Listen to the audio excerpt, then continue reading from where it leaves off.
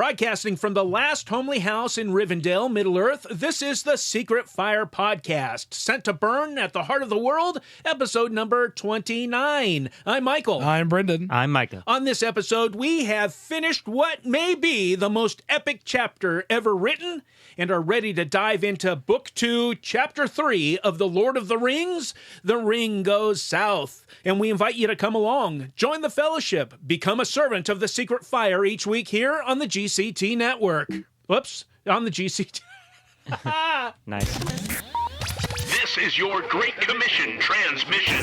I could fix that, in post, as they say. You could. Here we are, Micah. Where are we? We are in Bilbo's room. In Lotro, Lord of the Rings Online. We are in Bilbo's room because that's where this chapter begins. But first, guys, it's been a while since we've been in studio. We've all celebrated Christmas. How was your Christmas? It was fun. Oh, It was good. yeah, good. Yeah, We had an aluminum tree. How was it? What did you bake cool. it upside down with butter? No, that was the turkey, Michael. Well, how'd you prepare the aluminum tree? Very carefully. No, I'd never seen an aluminum tree, and my mom found her. They're going extinct, I hear. The one. Well, they're going extinct, and they're going for a lot of money. Apparently, Very a lot. very much. Yes. And my mom found the one that she had when she was growing up in storage. Wow. She found it, so we set it up. Was it still fresh? Hey, evergreen, Nice. ever silver. So it was a silver aluminum tree? Yes. And then she wanted to buy a color wheel. Yeah. That would go We're under going back to the 1950s, man. Yeah. Wow. However, those are also very expensive. So we brought a comparable LED fade light that worked just as well, if not better. Wonderful. So that was cool. So it's all glittery and Yeah. Nice. It's sparkling, man. It's so cool. It's so cool. Because I'd never seen an aluminum tree What are these before. true to scale, like an actual tree size? Yeah. Yeah.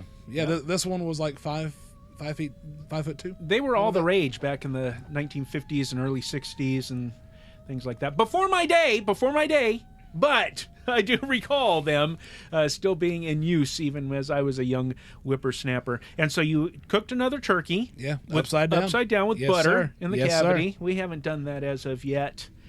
I'm telling you, man. I went to the store last night with my wife. Those turkeys, they aren't giving those things away, man. No, they're not. Hey, Brenden, tell us a little bit about your Christmas caroling. Oh, yeah. Because this is a tie-in to our previous episode, actually. Of course. Yeah, I got a group that I go Christmas caroling with. We've been doing it since about the senior year of high school. A quartet? Yeah. Well, sometimes a quartet. This year, a triptet. There are only three of us. One of us couldn't make it, but it's okay. We just I would meet just call it a trio. a trio. Yes, yeah. that's what I would- A triptet sounds weird. Which is strange. Yeah, no one likes that. But anyway, we just went to a restaurant in Shelbyville. We Christmas caroled. We went to Legends. We were there on Christmas Eve. We sang carols in the lobby for an hour, and then we went out into the restaurant, sang for another hour. It was really fun. What are some of the songs that you sing? Oh, classics like my personal favorite, "Hark the Herald Angels Sing," and then some slower. Mark and Harold, Angels Sing. No, not those. Oh. Not that one. Mark and Gerald? No, Michael. But we added something new to our repertoire this year. What was that? As in, we really wish we had time to practice it, but we didn't. I, however, did my own personal tenor studying by listening to Brocellion's Gaudete. Hey! And We played that on the previous episode. We did. And what I learned was that I cannot follow tenor on that recording. By Christoph is the tenor in Brocelion, and he's a fantastic tenor. He is, Yeah. yes. Much more complicated, much more, I'll say this, much more nuanced tenor line Yeah. than I could ever imagine. He really gets around. I just stuck to the chorus. Gotta take. Now I want to listen to that song. You know what? Okay, you said that Christmas begins the day after Halloween? Yeah. Is that what you said? Yeah, in my book of personal subjectivity. Yeah. And so when does it end? The day before January Halloween? 5th. January 5th? Yeah. Well. Epiphany, Bubba. Okay. Well, in fact, The eureka moment. Aha! ha! In fact, Yuletide goes through. What? Y'all-tide. Yuletide.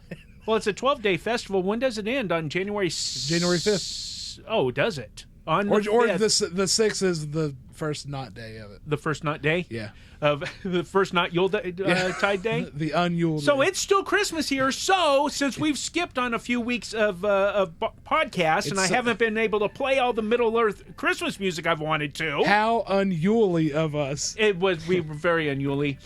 We get to go ahead and stick with the Christmas theme because I've been really, really wanting to play this song by Mark Gunn called Christmas in the Shire. And tell me if this is an elegiac lament. You listen to it and tell me afterwards.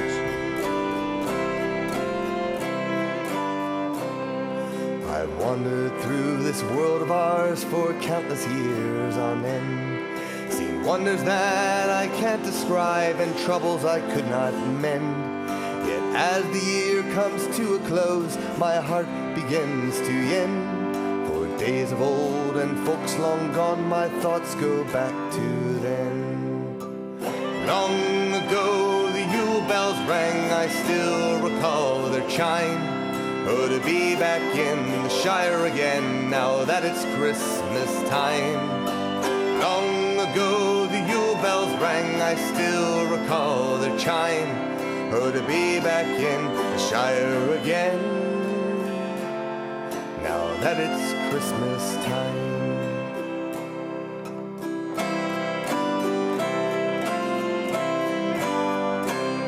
To find myself at home once more, where life was so slow and sweet, amongst the hobbits whom I adore, old friends I can't wait to greet. The bell ringer lads made their rounds as the sun sank into bed. Farthing to farthing echoed the sounds till the moon raised up his head. Long ago the Yule bells rang, I still recall their chime. Oh, to be back in the Shire again, now that it's Christmas time. Long ago the Yule bells rang, I still recall their chime. Oh, to be back in the Shire again, now that it's Christmas time.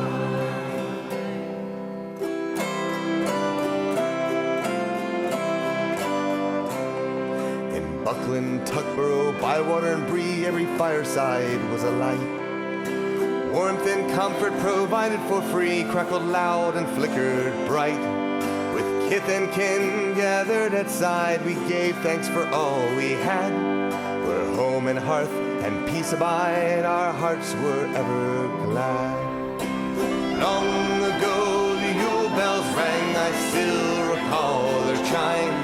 Oh, to be back in the Shire again, now that it's Christmas time. Long ago the Yule bells rang, I still recall their chime. Oh, to be back in the Shire again, now that it's Christmas time.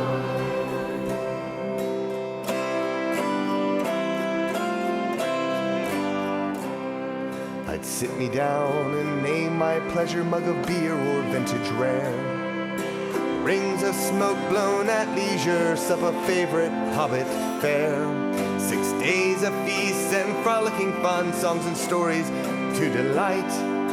Rich or poor, we all shared as one, danced and reveled long into the night. Long ago the Yule bells rang, I still recall their chime. Oh, to be back in the Shire again, now that it's Christmas time. Long ago the Yule bells rang, I still recall their chime. Oh, to be back in the Shire again, now that it's Christmas time. That is an elegiac lament if I ever heard one, is it not? It is. And that is a fantastic example of an elegiac lament. Yeah. You know, we talk about that, and going all the way back, it was Thomas that really brought that concept to our attention, saying, hey, pay attention to the elegiac laments. And what a blessing it is that we have. And we're going to have some actually in this chapter that we're going to talk about today. But Brenden, can you speak to the concept of elegiac lament? What does that actually mean? Well, just that you're basically expressing the sadness that you feel at something or A someone yearning. passing. Okay. You're longing to be back with them or that thing or in that place that is now passing or already passed. I wonder if at this time of the year, because in this chapter we are right around Christmas time, when the ring does go south, I wonder if the hobbits, if Sam and Pippin and Merry and Frodo, son of Drogo, son of GoPro. Yes, and even Bilbo, I wonder if they are singing this song in their hearts. You know, as they are, to be back in the Shire again. This is such a beautiful, beautiful song. And I wasn't satisfied to just play this song for the listeners and have them enjoy that, allow Mark Gunn to take them into the Shire or to long for Christmas time in the Shire, because I long for Christmas time in the Shire. Micah, do you know what I'm talking about? Yeah. What would it be like to experience Yule Fest and Christmas in the Shire? And so I got on Skype with Mark Gunn because I wanted to find out more. Mark, tell us the story behind this song, Christmas in the Shire. How did it come about? The lyrics were written by my friend Nancy Flynn, who I met at a long-expected party, the Hobbit gathering that happens in Shakertown, Kentucky, every 3 years. Yes. I think I met her at the very first one of those, and she wrote songs, and she was inspired in part by some of the stuff that I was doing. She sent me 2 Christmas songs that she had written, and the stories that were pretty much inspired by our gatherings at a long-expected party, because they were very personable, intimate. You know, we sit around the fire and sing songs, and it was just a beautiful experience. Much of your music seems to be based on experiences with people. So talk a little bit about the emotion and the feeling you were trying to evoke in Christmas in the Shire. You know, the lyrics obviously are a big inspiration, and I knew exactly where she was coming from when she sent it to me. And I felt it's a very deep, homey, familial experience. It's like being with family. You know, a lot of people, when they write songs, they're in the folk circles, it seems like they're usually writing about the people, about the heroes of the story. But for me, I like imagining what it's like to be there. And so that's one of the things that touched me about these lyrics, is that it's you know, this is Christmas in the Shire, with your fellow hobbits, you know, being a part of that world. There's something magical, you know, that we love about Lord of the Rings, and we don't want to just read about it. We want to live it. A question for all of us Middle Earthlings out there. When did you first discover Middle Earth, and what impact did it have on Mark Gunn? I found the Hobbit movie in the 6th grade, is what I was introduced to it. And it's about that time, shortly thereafter, I think, is when I started playing Dungeons & Dragons, and my first characters were or halflings, rather.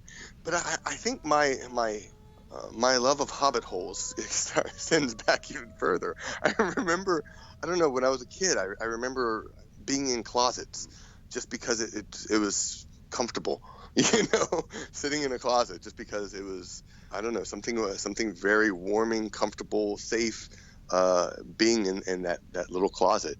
I remember sitting in the back of the car, and you know, we'd pack up the car, and we have way too much stuff, and I'm like, you can keep packing stuff, I'll just huddle up into a little ball and I'll be fine. You know. Yes. And I'm like, that, because that's always felt comfortable. So I think when the halflings and hobbits came along, it was sort of like a revelation. It was like, whoa. And it's still, you know, I mean, it still resonates. I'm walking around purgatory right now. That's what I call my office downstairs, where my cat Torre used to be locked up. But it's a very comfortable, for me, a very comfortable room. And it's, you know, this is where I spend a lot of my time. It's just a small little enclosure where I am, you know, master of my domain. So then it sounds like you can relate to both Bilbo and Frodo, who felt drawn to Bag End and their books and their things to make them feel whole and comfortable. Is that an accurate assessment of you, do you think? Does that describe you, or is there more hobbitishness in there than that? There's definitely a tookish part of me, though, that wants to go out into the world, but it always wants to bring me home. I always want to come back home afterwards to for my quiet time. That's my I am a big introvert, and so I love going out into the world.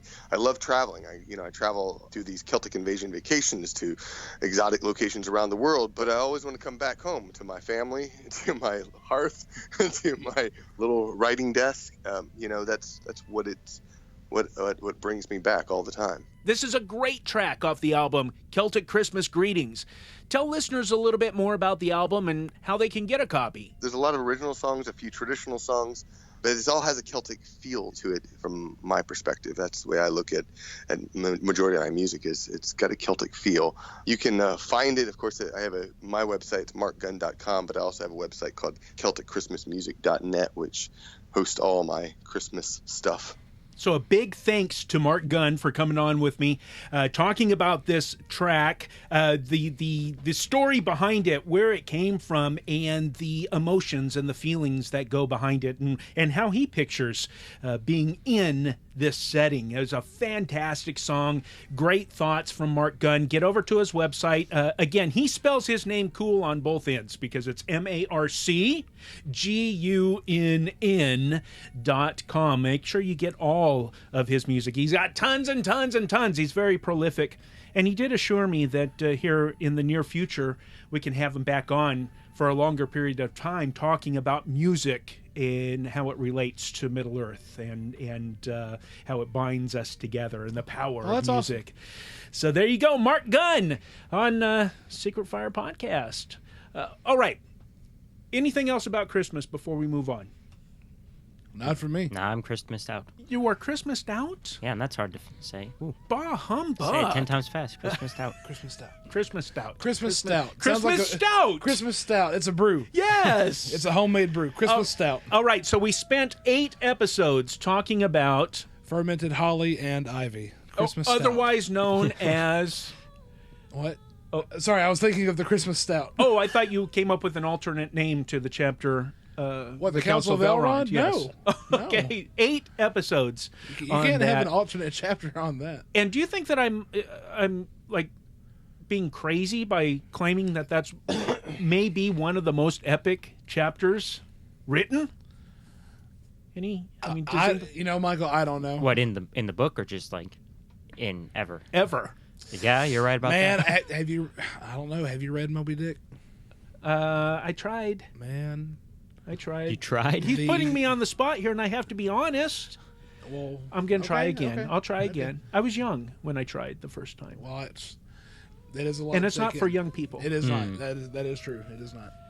Okay. I don't know. Maybe the listeners will have some stuff to weigh in on that. I don't know. Well, eight episodes because there was so much going on in that chapter. And a few things that I want to remind people of what we saw in the chapter.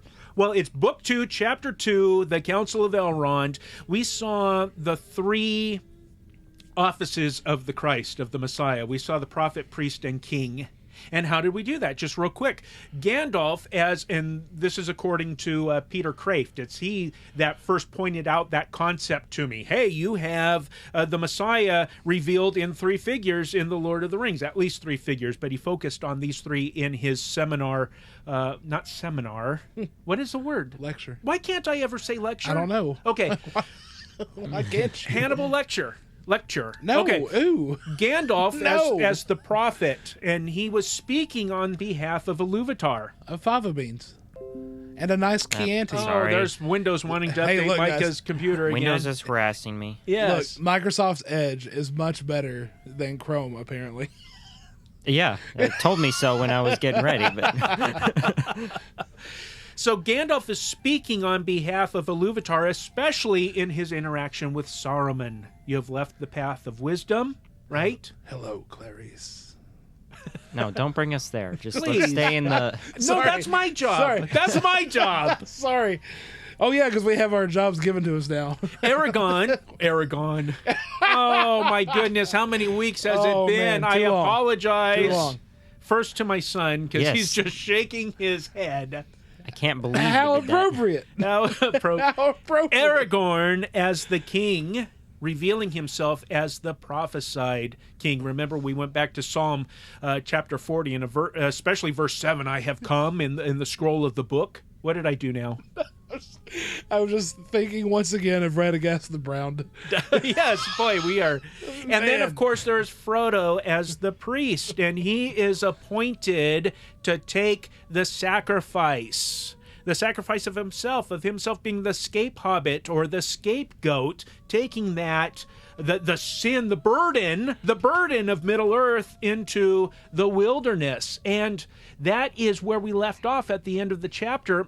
And I want to play a little clip to get us ready to jump into the next chapter from the 1981 BBC dramatization of The Lord of the Rings. I, Frodo, son of Drogo, will take the ring, though I do not know the way.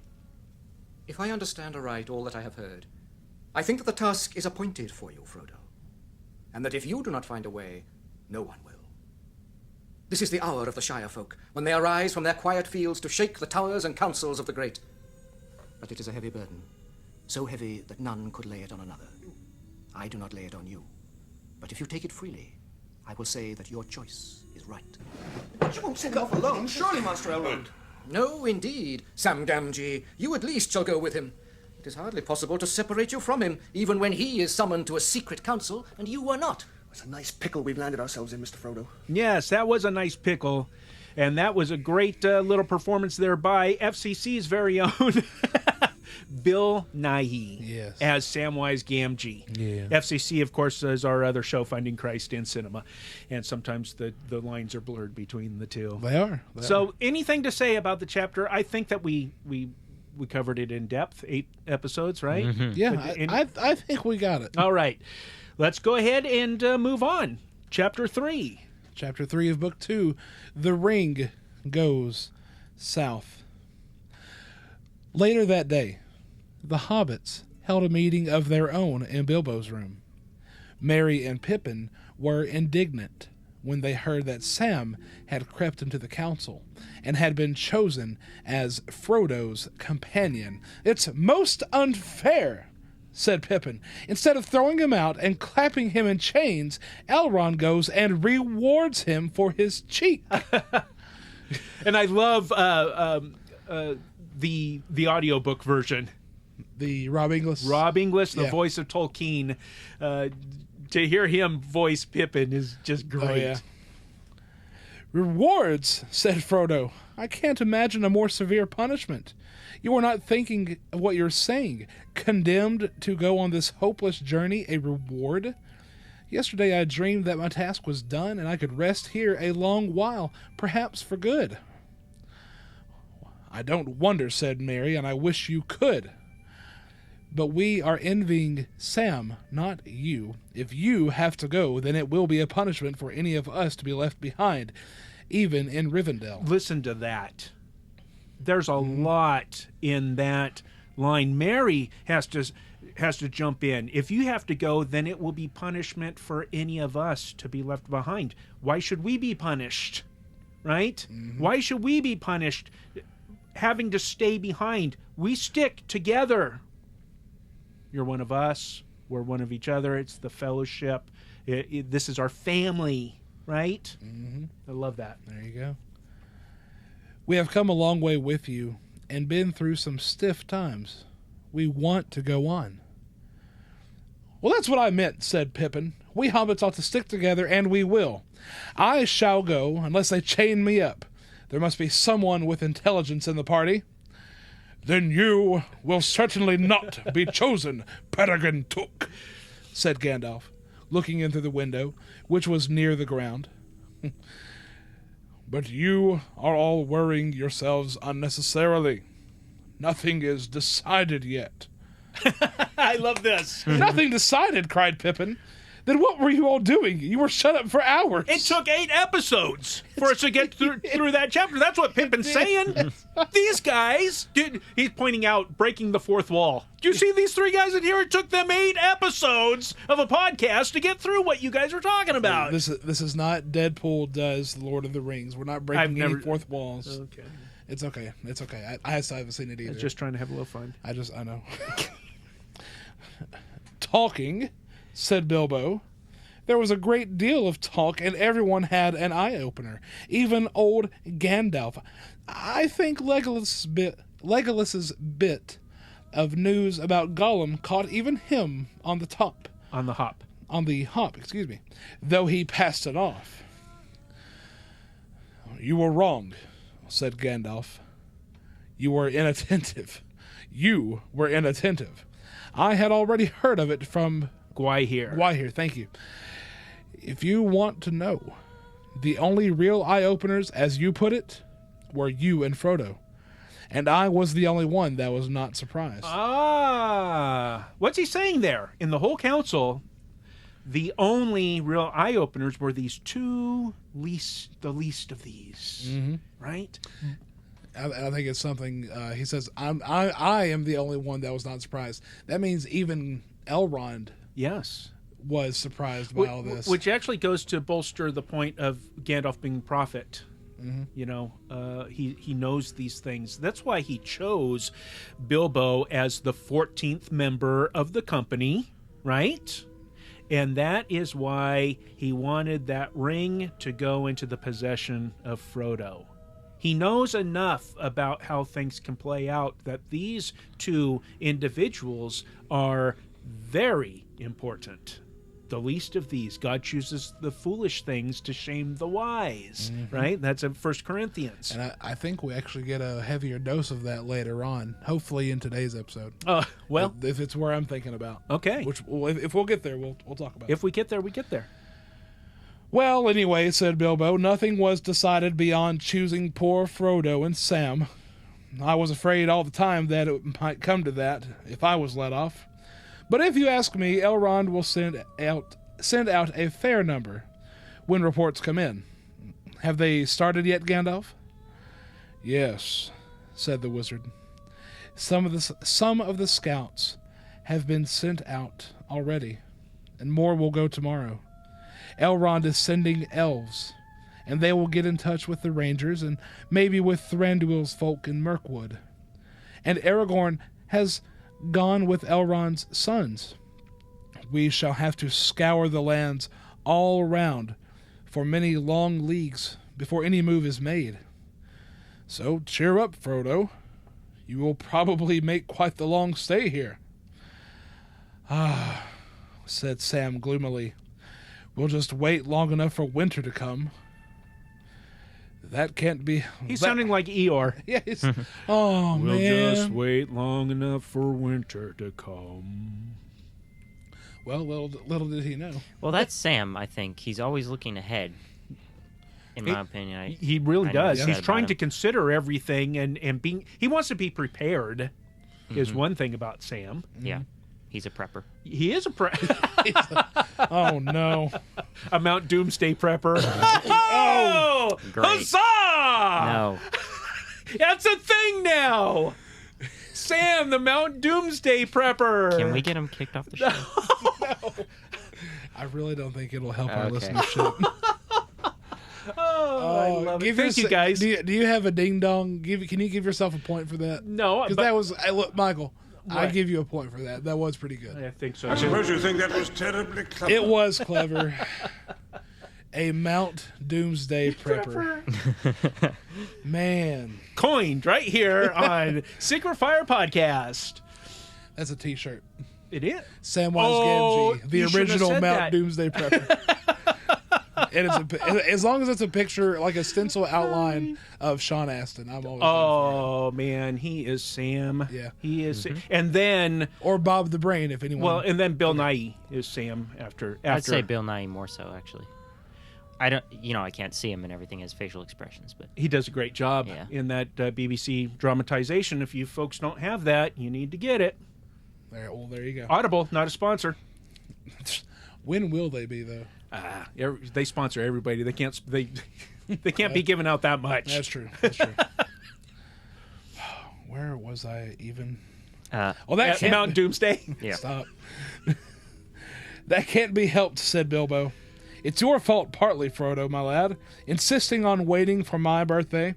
A funny way of honoring it, I can't help thinking. Not the day I should have chosen for letting the SBs, the Sackville Baggins, into Bag End. But there it is. You can't wait now till spring, and you can't go till the reports come back. When winter first begins to bite, and stones crack in the frosty night, when pools are black and trees are bare, 'tis evil in the wild to fare. I love that. I love that imagery of stones crack in the frosty night. I don't know why that grabs me. That's a good one. Yeah. Tis. Well said, well said. Yes. But that, I'm afraid, will just be your luck. I'm afraid it will, said Gandalf. We can't start until we have found out about the riders. I thought they were all destroyed in the flood, said Merry. We can't destroy ring wraiths like that, said Gandalf. The power of their master is in them, and they stand or fall by him. We hope that they were all unhorsed and unmasked, and so made for a while less dangerous. But we must find out for certain. In the meantime, you should try to forget your troubles, Frodo. I do not know if I can do anything to help you, but I will whisper this in your ears. Someone said that intelligence would be needed in the party, and he was right. I think I shall come with you. Oh, man, that's a relief right there. You can feel it. Yeah. It's palpable. So great was Frodo's delight at this announcement that Gandalf left the windowsill where he had been sitting and took off his hat and bowed. I love that. I only said, I think I shall come. Do not count on anything yet. In this matter, Elrond will have much to say. And your friend, the Strider. Which reminds me, I want to see Elrond. I must be off. How long do you think I shall have here? Said Frodo to Bilbo when Gandalf had gone. Oh, I don't know. I can't count the days in Rivendell, said Bilbo, but quite long. I should think we can have many a good talk. What about helping me with my book and making a start on the next? Have you thought of an ending? Well, yes, several, and all are dark and unpleasant, said Frodo. Oh, that won't do, said Bilbo. Books ought to have good endings. How would this do? And they all settled down and lived together happily ever after. It will do well, if ever it comes to that, said Frodo. What do you think of that? Oh, hold on. Said Sam. And where will they live? That's what I often wonder. Okay. What'd you ask? I'm sorry. What do you think about that? Bilbo saying books, that won't do. Books ought to have good endings. He already said that in the last chapter. Yeah. Was it the previous chapter? I can't remember. But probably. Here recently, he's already said that. Ought they have a good ending? And what does that mean?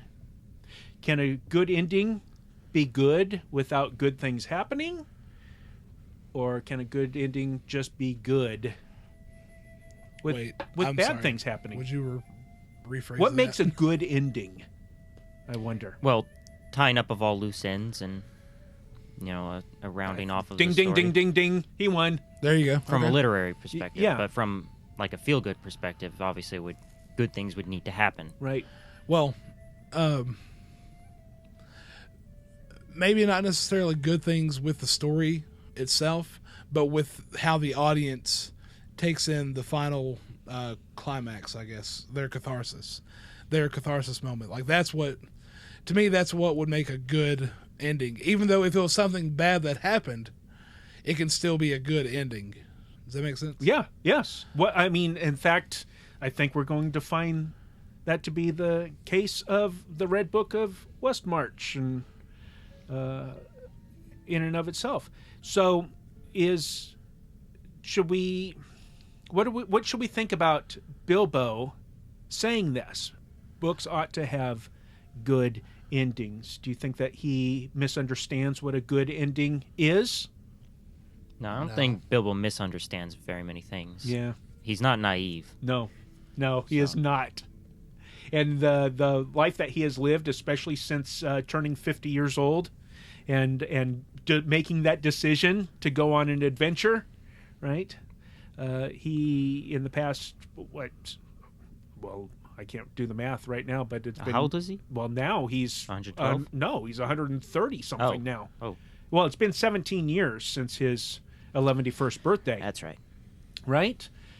He has learned much, and we know from the previous chapter that he is revered and respected and loved by all the peoples of Middle-earth. The peoples that know him. Boromir didn't know him. Right? But those who do know him love him. And so I just found this to be an interesting thing. It may be a little bit of an elegiac lament, because I've sensed that he's going through this in a big way. Yeah. Okay. He didn't expect to see Frodo again, or let's say he had hoped to, right? He had that hope, but now having him, and not only that, but Samwise Gamgee, the son of Bilbo's old gardener and friend, is there. It's family. And of course, these two crazy hobbits, Merry and Pippin, they're all related. This is a big family the Shire came to Bilbo. And so I think that there's a little bit of that's influencing this saying. Maybe he's not even saying books ought to have good endings, more than he's saying, I want you hobbits, you youngsters, to have a good ending. There's just a lot in that. There's a lot. I wonder if he's not being Socratic with it. In what way?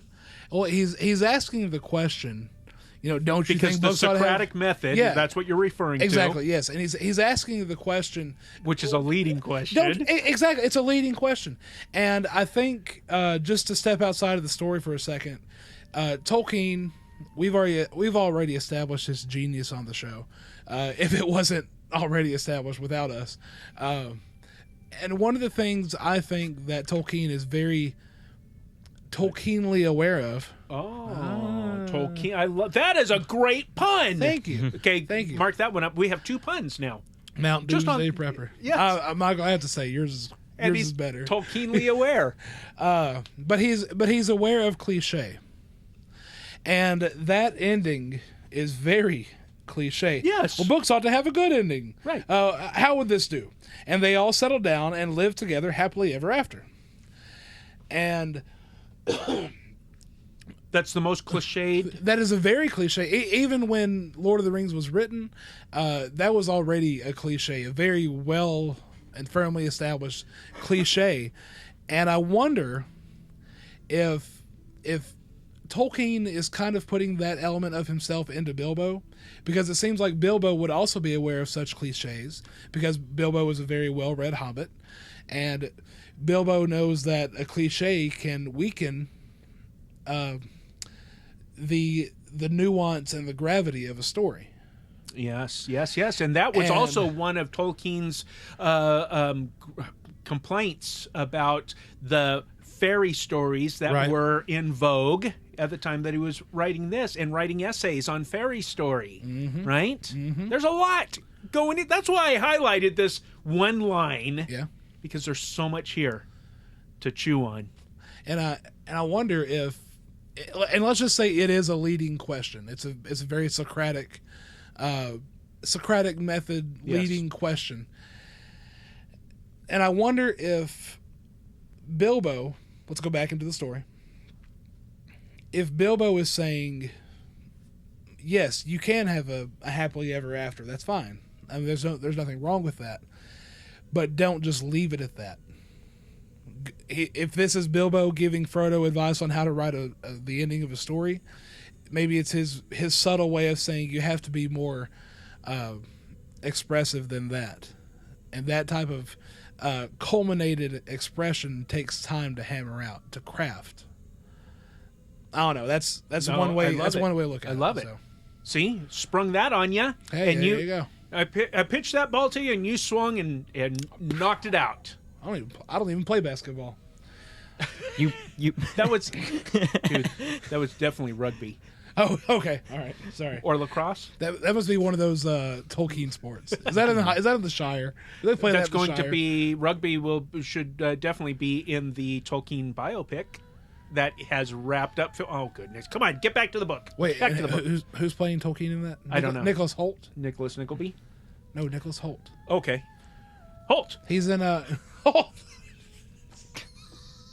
get back to the text, please. Oh man. Well. Okay. I was going to actually skip the next couple paragraphs. All right. But I can see that you've highlighted something. No. in them. I just there's things that stand out to me, and they're either going to be. I do like this in the following paragraph. For a while, you just pick it up. For a while, the hobbits continued to talk and think of the past journey and of the perils that lay ahead, but such was the virtue of the land of Rivendell that soon all fear and anxiety was lifted from their minds.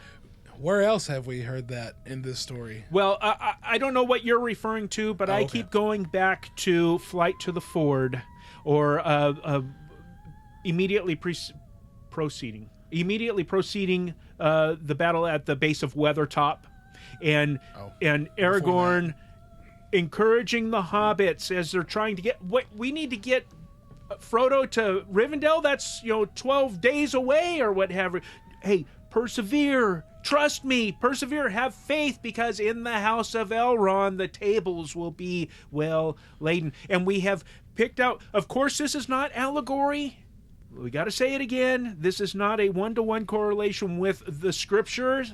There are just so many Christian themes running throughout this book. As Tolkien said, could only be natural, seeing as how he is a Christian, which can be deduced by his stories. And this Elrond's house, the last homely house, and we made the case of it being much like what Jesus promised. I go away to prepare a place for you. In my Father's house are many rooms, which are at the last homely house, and it's a place of rest and a place of refreshment, and this is what they have experienced here all of this time. Such was the virtue of the land of Rivendell that soon all fear and anxiety was lifted from their minds. It took me back, though. It took me back. Such was the virtue of the house of Tom Bombadil. That all fear and anxiety was lifted from their minds. Yes. And I immediately thought of that sound of bubbling water, of murmuring water, and that relaxation. Living waters? That's what living waters means. It's moving waters. Mm-hmm. When you read living water in the New Testament, dear friends, that means water that is moving. It's not sitting still. It's moving, living waters. Oh, and that's what Jesus provides, living waters. There's a very good illustration about that. I'll tell you after the show. Okay. But it's something, it was a sermon illustration that I heard maybe a couple months ago. Yeah, I'll be looking forward to hearing that. The future, good or ill, was not forgotten, but ceased to have any power over the present. Health and hope grew strong in them, and they were content with each good day as it came, taking pleasure in every meal and in every word and song. I put this note in that's what I love about Kindle. From Mark chapter 10, verses 28 through 30 out of the Nurseva, the New Revised Standard Version, Peter began to say to him, "Look," to Jesus, "we have left everything and followed you." Jesus said, "Truly, I tell you, there is no one who has left house or brothers or sisters or mother or father or children or fields for my sake and for the sake of the good news, who will not receive 100-fold now in this age, houses, brothers and sisters, mothers and children, and fields with persecutions, and in the age to come, eternal life. We've left it all. We've left home and hearth.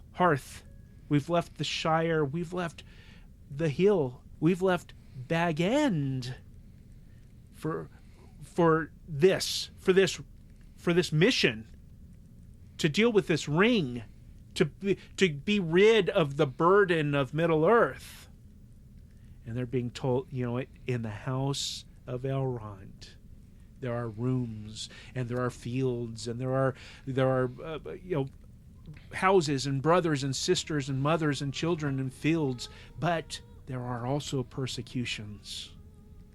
And right now they have that reprieve, and they are experiencing that, and Tolkien is stopping to make sure that we understand that they have this reprieve in the last homely house.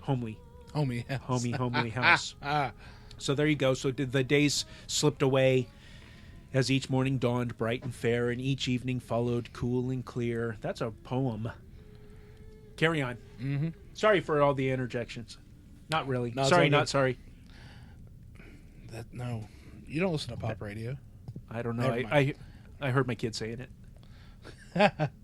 I was going to skip ahead all the way to when Elrond comes back in and he summons the hobbits to him. Okay. So the hobbits had been nearly 2 months in the House of Elrond. Mm-hmm. It is now December. Elrond has, like Gandalf already said, Elrond has sent out the scouts to scope out the ring wraiths to see where they are. The scouts finally start coming back in December. And we are right around the time of Christmas. This may be December 24th, maybe a day or two before, but we are right here. We're leaving on Christmas Day. Mm-hmm. Wow. 8 of the ring wraiths have been accounted for. Okay. And they are at Mordor recuperating. they are They're licking their wounds? Yeah, there you go. And then Elrond comes in. Elrond summoned the hobbits to him. He looked gravely at Frodo. The time has come, he said. If the ring is to set out, it must go soon. But those who go with it must not count on their errand being aided by war or force. They must pass into the domain of the enemy, far from aid. Do you still hold to your word, Frodo, that you will be the ring bearer? The scape hobbit? Who carries away the burden of Middle Earth. Mm-hmm. I do, said Frodo. I will go with Sam. He's a hero. He's a little hero. Mm-hmm. He takes it on. Then I cannot help you much, not even with counsel, said Elrond. I can foresee very little of your road, and how your task is to be achieved, I do not know. The shadow has crept now to the feet of the mountains, and draws nigh even to the borders of the Grey Flood. And under the shadow all is dark to me. You will meet many foes, excuse me, some open and some disguised. And you may find friends upon your way when you least look for them. Look for it. I will send out I will send out messages such as I can contrive to those whom I know in the wide world, but so perilous are the lands now become that some may well miscarry or come no quicker than you yourself. It's perilous. It's very, wow. Yeah. He's just laying it out. Yeah. And I will choose you companions to go with you as far as they will or fortune allows.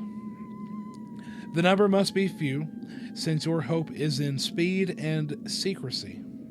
Had I a host of elves in armor of the elder days, it would avail little, save to arouse the power of Mordor. I think every time Elrond speaks, he just qualifies how dark the world is outside. He's not leading him down the primrose path. Yeah, which is good. I mean, he's Yep. he's getting them Let in me the shoot it mindset. to you straight. Exactly. The company of the ring shall be 9, and the 9 walkers shall be set against the 9 riders that are evil. Even the contrast, pause from the narrative. Even the contrast of the 9 walkers versus the 9 riders. Automatically, it just sounds like the odds are against the company. Let's see. And the 9 walkers shall be set against the 9 riders that are evil.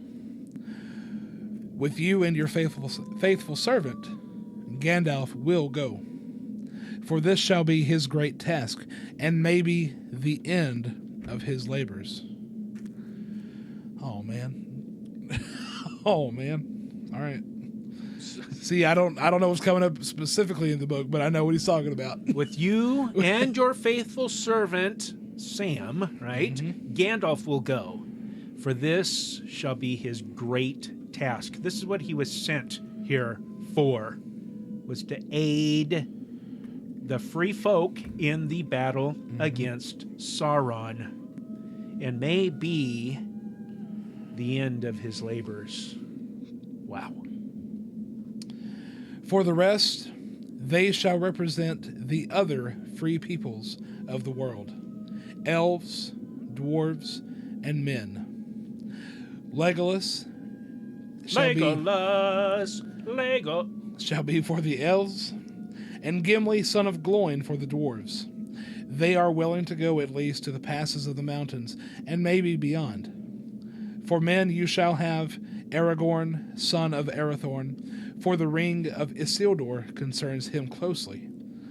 Strider, cried Frodo. Yes, he said with a smile. I ask leave once again to be your companion, Frodo. I would have begged you to come, said Frodo. Only I thought you were going to Minas Tirith with Boromir. I am, said Aragorn. And the sword that was... Sword. Sorry, I was watching Aladdin the other day with my niece. Uh-huh. And one of the lyrics is, bad guys with swords. Because that's how Robin Williams sang it. So now when I say swords, I say swords. What? Anyway. I am, said Aragorn, and the sword that was broken shall be reforged ere I set out to war. But your road and our road lie together for many hundreds of miles. Therefore Boromir will also be in the company. He is a valiant man. Oh, something just clicked. So if only 8 of the raiders have been found, and we know that Boromir doesn't make it past this book, right? Hey. Spoiler. Hey, no, I'm sorry. That's in the movie. I can say nobody knows that. What? Oh. I don't know. Look, there goes Tolkien just trying to make things even again. But I do want to point out this. Elrond even says that he'll find companions to go with Frodo as far as they will or fortune allows. And I think it just happens to be so fortunate. So one might even say predestined that Aragorn's road and Frodo's destined that Frodo's road and Aragorn's road run together for many hundreds of miles. I think it's just very cool. Yes. There remain 2 more to be found, said Elrond. These I will consider. Of my household, I may find some that it seems good to me to send. But that will leave no place for us, cried Pippin in dismay. We don't want to be left behind. We want to go with Frodo. That is because you do not understand and cannot imagine what lies ahead, said Elrond. Neither does Frodo, said Gandalf, unexpectedly supporting Pippin. Nor do any of us see clearly. It is true that if these hobbits understood the danger, they would not dare to go. But they would still wish to go, or wish that they dared and be shamed and unhappy. I think, Elrond, that in this matter it would be well to trust rather to their friendship than to great wisdom. Even if you chose for us an elf lord, such as Glorfindel, he could not storm the Dark Tower, nor open the road to the fire by the power that is in him. That's what I was talking about earlier. Gandalf sticking up for Pippin and his notion that Pippin and Merry should be the other two that accompany the company. Accompanying the company, I agree. I agree. And this is just another example talking about Glorfindel, this fantastic, this great elf lord who walks in both worlds or sees in both worlds. Right? He would be a wonderful asset to take on this journey. Absolutely, but he could not storm the Dark Tower, nor open the road to the fire by the power that is in him. And this really goes back, maybe we talked about this on Finding Christ in Cinema, the episode that we just talked about, but, really, for it is written, here we are in 1 Corinthians chapter 1, verse 19, for it is written, I will destroy the wisdom of the wise, and the cleverness of the clever I will set aside. Where is the wise man? Where is the scribe? Where is the debater of this age? Has not God made foolish the wisdom of the world? Since in the wisdom of the world, since in the wisdom of God, the world through its wisdom did not come to know God. God was well pleased through the foolishness of the message preached to save those who believe, right? For indeed, Jews ask for signs and Greeks search for wisdom, but we preach Christ crucified, to Jews a stumbling block and to Gentiles foolishness. But to those who are the called, both Jews and Greek, Christ, the power of God and the wisdom of God, because the foolishness of God is wiser than Sauron, and the weakness of God is stronger than Sauron. Why? Because consider your calling, brethren, that there were not many wise according to the flesh, not many mighty, not many noble, but God has chosen the foolish things of Middle-earth to shame the wise, Saruman the wise even. And God has chosen the weak things of the world to shame the things which are strong, and the base things of the world, and the despised.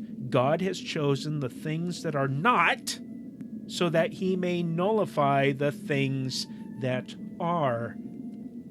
That's playing out. This is what Elrond is worried about. Let me tell you exactly what you're going to be up against. I'm not going to whitewash this. This is going to be hard and ugly, just like what Jesus had to do, right? And Frodo, as the scape hobbit that takes the burden of Middle-earth away into the wilderness, he is going to do something. He's going to go on a journey, a quest that even Glorfindel could not do in all of his might and power. The foolish things of the world, the small things, the weak things, to shame the wise and the strong and the powerful. Sorry, little interjection there. No, there you go. Had to work in those Christian themes somewhere. Yeah. As if they weren't already there. You speak gravely, said Elrond, but I am in doubt. The Shire I forebode is not free now from peril, and these two I had thought to send back there as messengers, to do what they could, according to the fashion of their country, to warn the people of their danger. In any case, I judge that the younger of these two, Peregrine Took, should remain. My heart is against his going. Then, Master Elrond, you will have to lock me in prison or send me home tied in a sack, said Pippin, for otherwise I shall follow the company. Well, let it be so then. You shall go, said Elrond, and he sighed. Now the tale of the 9 is filled. In 7 days, the company must depart. Oh, goodness. So 7 days. 7 okay, so we days. have that puts us back to, what, the 18th of December? Mm-hmm. Of Third Age 3018. The time had come for planning, right? And that's what's going on. That is what's going on. Okay, so 1 week out from Christmas. With the 7 days they are going to leave on Christmas. Mm-hmm. I know Tolkien did that on purpose. You know he had He to. does everything on purpose. With intent. With Yes. with forethought, malice of forethought, malice of. Well, he didn't do it maliciously. Oh no! He did it deliciously. Oh! Like Wouldst thou like a taste of butter? cooked inside of a turkey upside down. Yeah, buddy. Black Phillip cooks stuff on Thanksgiving. I love that. Well, then is that where we are stopping today? We could go. Well, in 7 days we'd be back, huh? That'd be kind of perfect. Get it? And we depart in 7 days? We can stop there. No? I think, yeah, let's go ahead and stop. You need say no more. We best get a move on. There are still goblins about. Oh, bother. More mountains? No, don't you see? The sun is setting in the west, behind the mountains.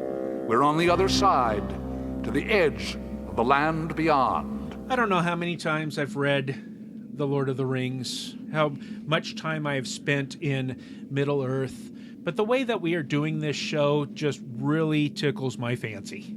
This slow walk, this stopping and examining and considering Tolkien and his influences and his likes and his dislikes and the story that he felt needed to be told.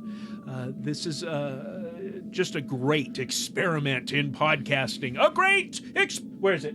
Oh, geez. A great experiment in podcasting! That was from Mount Doom. Oh, man. Mount Doomsday Preppers. Anything that you want to say? Any last words on that section of the chapter? We've already talked about it, but I just want to talk again about how much attention that Tolkien dedicates to reassuring the readers that, yeah, it's pretty dark outside in the world, but that there are these places of rest and peace, refreshment, yes. Encouragement, yes, and living waters. With what we just read about the last homely house on the left with Elrond's house. We just see that once again. Yeah. And it's cool because it's like every time we come to one of these places in the story, in the narrative, we as the reader ourselves are also refreshed and encouraged, and it gives us hope for the characters. So I really appreciate that Micah pointed out that Bilbo is he's no fool of a toque. He's very perceptive. He knows a lot, doesn't he, Micah? You have a great love for Bilbo as a character. I do. Why?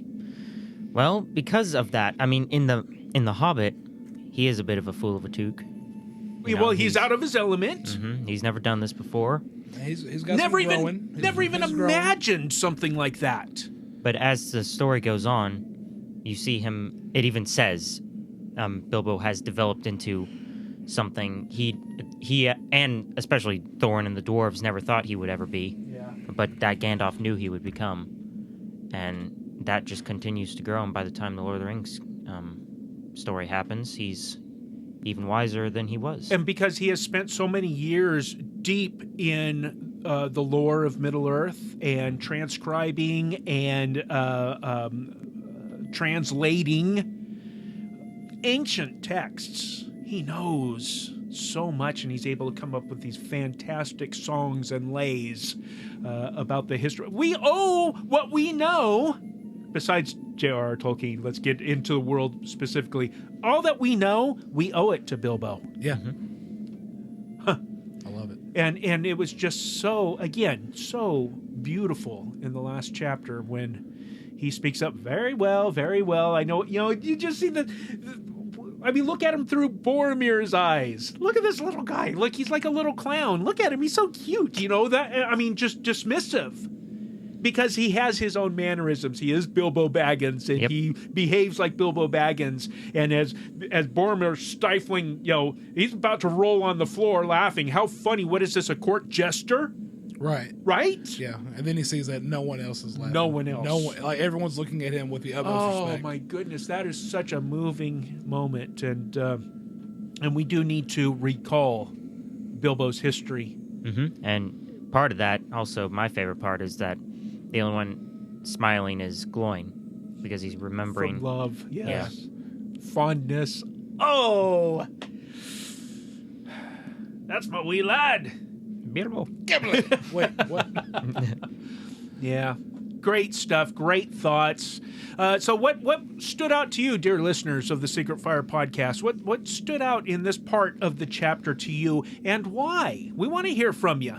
And we did send out party invitations many moons ago. Well, not many moons ago, but many weeks ago. And at least one party invitation did come back. Hey. I think so. I don't know. Where is that? What on earth are these? Replies to the party invitations. Good gracious. And there you go, from patron Saint Philip. He's a patron saint because he supports every month the ongoing work here at the Secret Fire podcast and the GCT network as a whole. Supports us on our Patreon page at patreon.com/GCTN. And he sent in a quick little email from the last episode, episode number 28 of the Secret Fire podcast, where we talked, it was part 8 of the Council of Elrond. It's a little haiku. Oh! A little haiku. Oh, I didn't realize that. Yes. Oh, yes. I love haiku. Brenden commentates, Michael goes down rabbit trails. Micah shakes his head. But to this, I am nodding my head. Oh, there you go. In agreement. There you I'm go. just loving the fact that it's a haiku, and I didn't realize that. Let me see. Brenden commentates. Okay. Michael goes down rabbit trails. Okay. Micah shakes his head. Perfect. More haikus, please, from listeners. Haiku is one of my very favorite forms of poetry. Because we'll get them now. Yes, the Secret Fire podcast haiku segment. So thank you for sending that in. I don't know how accurate it is, but regardless. Also, a shout out to a Twitter friend, Diana Meercast. We've heard from her before, but she and I had a nice little conversation on Twitter last week. Micah and I, a couple of weeks ago, because we weren't recording a new episode of Secret Fire podcast, we came into the studio and we played Lotro here on our Twitch channel. Uploaded the video to our YouTube channel, so anybody can go and watch that. Just search Secret Fire Podcast on YouTube. Well, it was the Yule Festival in Lord of the Rings Online, and so Micah and I got on there, broadcasted that, and went through all the quests there in Frostbluff and the town of Winterhome. Had a great time. Well, Diana watched it on YouTube. Well, I say watched, but Brenden, Diana is blind. She cannot see Lotro. And the way that we walked through it, I read all the dialogue with the NPCs. What does NPC stand for? Non-player character. Okay. And we were able to paint a picture for her that she was able to see Lotro. That's cool. And that was, that really made me happy. And we are planning on doing more of that here in the new year. Much more streaming of the Lotro. Because another thing is patron Saint Ron of the South Farthing. He lives down there in the South Farthing. They don't have good internet. In fact, I think they have that satellite kind of internet, and they have a big old fat cap on their data, so they don't get much data down there per month, and so he's not able to play Lotro, but he did watch the video of us going through Yule Festival and just loved it. Oh, that's cool. And so he was able to experience that. So there you go. That's our party invitations and feedback from listeners and viewers as well. And of course, this podcast is being recorded on video on our Twitch channel, and we will upload that to our YouTube channel as well. So keep them coming. The party invitations are always out. Always looking for feedback from our listeners out there. Anything fun to talk about, Micah? Hey, let's get an update on your current play, your current production that you're in, Arsenic and Old Lace. It's coming along really well, actually. What's your character? Mortimer Brewster. Yes, which if anybody has watched the old film version of that, Micah is Cary Grant.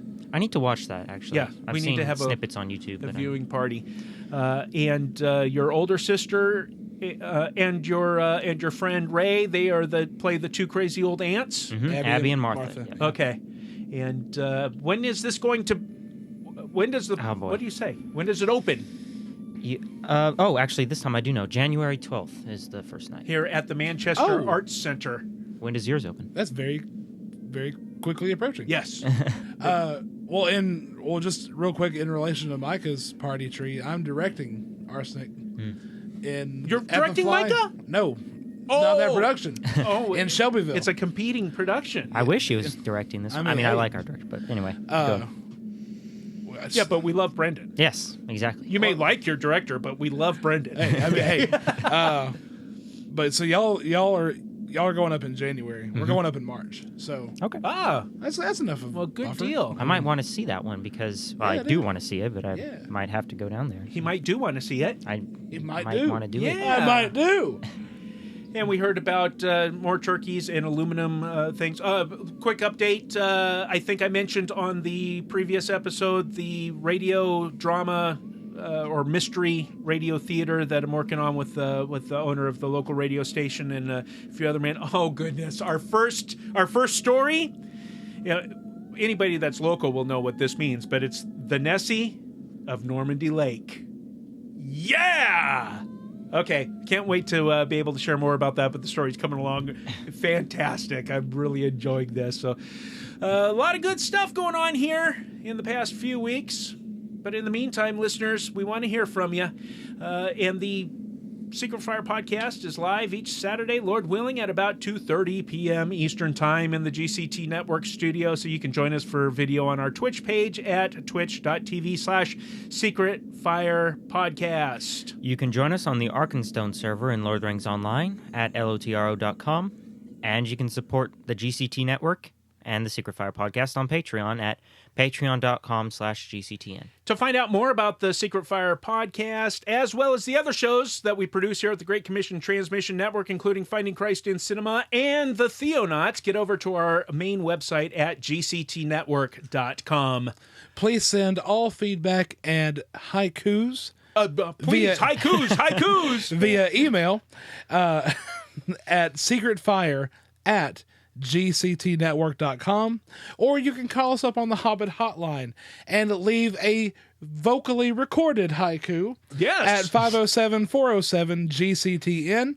That's 507-407-4286. Now, let's say you want to have a conversation with us on Twitter. Just like Diana did. That's right. You can find us at Secret Fire Cast.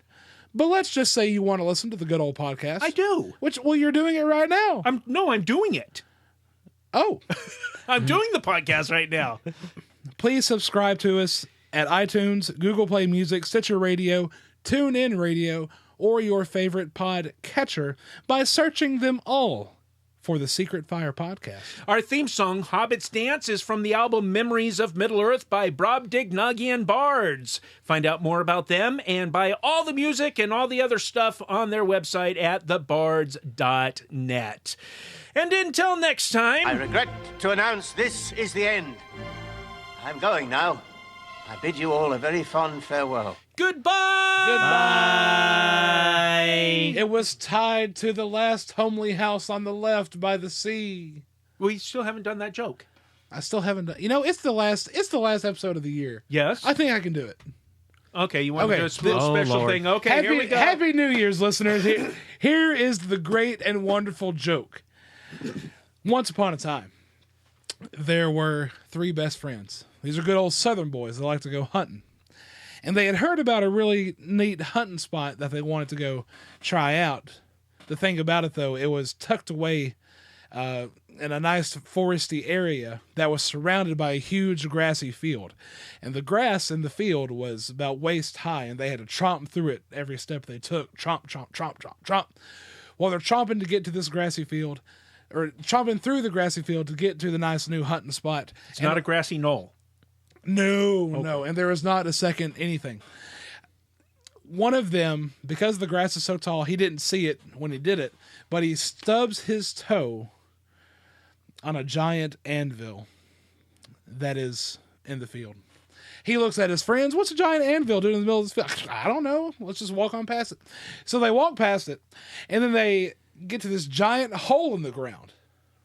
The hole's about 6 or 7 feet wide, and they can't see the bottom of it. Well, being the naturally curious Southern boys that they are, they want to see how deep the hole goes. And the first thing they think of to see how deep the hole is, they start spitting down it.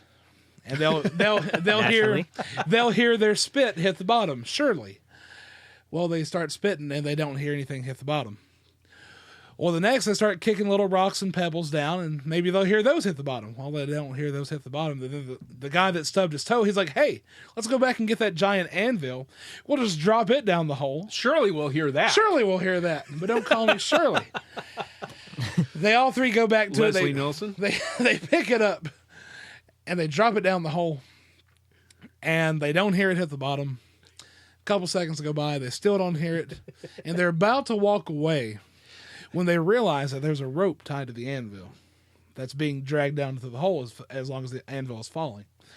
And they follow the rope all the way out to the horizon, and then mowing the grass as it's being pulled by the anvil attached to the rope is a little goat. I kid you not. I kid you not. Oh, another pun.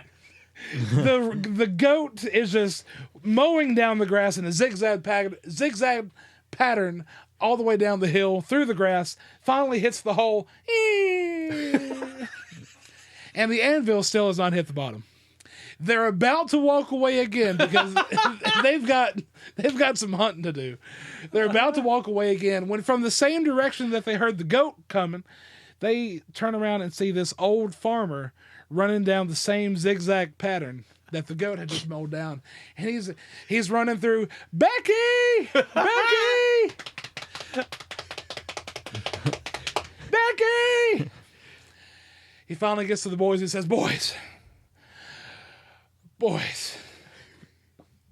Sorry, I'm laughing just thinking about the punchline.